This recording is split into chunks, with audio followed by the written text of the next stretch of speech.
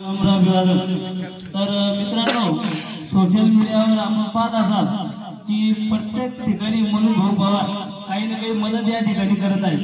पण मी जळगाव येथील आपले प्रल्हाद भाऊ व त्यांचे मित्रमंडळ यांचे धन्यवाद व्यक्त करतो की बऱ्याच जणांना इतर समस्यांसाठी काही ना काही मागणी या ठिकाणी केली, पण प्रल्हाद भाऊ यांनी आपल्या जळगावसाठी मुलांसाठी जे कॅम्प्युटर जे संगणक मागितलं ही एक खरंच आनंदाची गोष्ट आहे। कारण शिक्षणाशिवाय पर्याय नाही।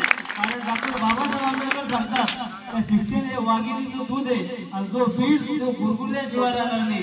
तर आपल्या या जळगाव परिसरामध्ये मला वाटतं आडगावच्या नंतर जर आता नोकरीच्या बाबतीत जर 2 नंबर गाव आहे, कारण या जळगाव मध्ये सर्वात जास्त नोकरदार वर्ग या ठिकाणीच मला वाटतं आता 2 नंबरवर आहे। तर मी सर्व जळगाववाल्यांचे या ठिकाणी धन्यवाद व्यक्त करतो की आपण जरी आडाणी कबड्डी असलो पण आपण सर्वांनी शिक्षणाला या ठिकाणी प्राधान्य द्यायला लावलं, कारण शिक्षणच आपली प्रगती या ठिकाणी साधू शकतो।